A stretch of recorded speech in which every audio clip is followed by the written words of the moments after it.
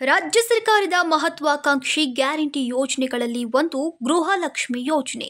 ಆದರೆ ಗೃಹಲಕ್ಷ್ಮಿಯರ ಖಾತೆಗೆ ಹಣ ಕಾಲಕಾಲಕ್ಕೆ ಬಿಡುಗಡೆಯಾಗದಿರುವ ಬಗ್ಗೆ ದೂರುಗಳು ಕೇಳಿ ಬರ್ತಾನೆ ಇದೆ.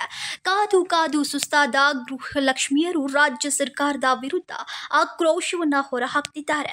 2023ರ ವಿಧಾನಸಭಾ ಚುನಾವಣೆಯಲ್ಲಿ ರಾಜ್ಯ ಸರ್ಕಾರಕ್ಕೆ ಮಹಿಳಾ ಶಕ್ತಿಯೇ ಅತ್ಯಂತ ದೊಡ್ಡ ಮಟ್ಟದ ಆಶೀರ್ವಾದ ಮಾಡಿತ್ತು. ಕೊಟ್ಟ ಮಾತಿನಂತೆ ಗ್ಯಾರಂಟಿ ಯೋಜನೆ ಅನುಷ್ಠಾನ ಮಾಡೋಕೆ ಈಗ ಪಟ್ಟು ಹಿಡಿದಿದ್ದಾರೆ. ಆಗಾಗ 2,000 ರೂಪಾಯಿ ಹಣ ಬಿಡುಗಡೆ ವಿಳಂಬ ಆಗ್ತಾ ಇರೋದಕ್ಕೆ ಸರ್ಕಾರದ ನಡೆಯನ್ನ ಟೀಕಿಸುತ್ತಿದ್ದಾರೆ.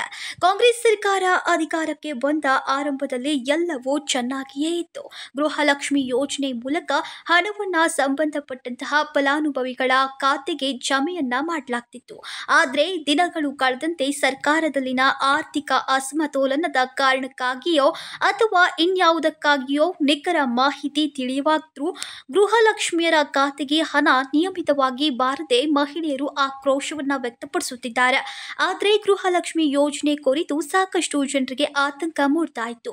ಅಲ್ಲದೆ ಯೋಜನೆಯ ಬಗ್ಗೆ ಅನೇಕ ಊಹಾಪೋಹಗಳು ಎದ್ದಿದ್ವು.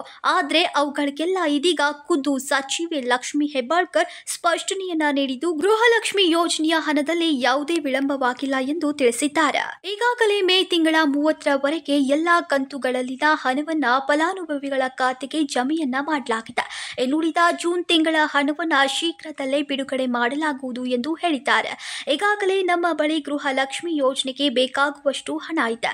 ನಾವು ಕೊಟ್ಟ ಮಾತಿನಂತೆ ನಡೆದುಕೊಳ್ತಿದ್ದೇವೆ. ನಮ್ಮ ಸರ್ಕಾರ ಎಲ್ಲ ಭರವಸೆಗಳನ್ನ ಈಡೇರಿಸತ್ತೆ ಅಂತ ಸಚಿವೆ ಲಕ್ಷ್ಮಿ ಹೆಬ್ಬಾಳ್ಕರ್ ಅವರು ಮಾಹಿತಿಯನ್ನ ನೀಡಿದ್ದಾರೆ. ರಾಜ್ಯದ ಗೃಹಲಕ್ಷ್ಮಿಯರೇ, ನಿಮಗೆ ಪ್ರತಿ ತಿಂಗಳು 2,000 ರೂಪಾಯಿ ಹಣ ಜಮೆ ಆಗುತ್ತಾ ಇದೆಯಾ ಇಲ್ವಾ? ಕಾಮೆಂಟ್ ಮಾಡಿ ತಿಳಿಸಿ.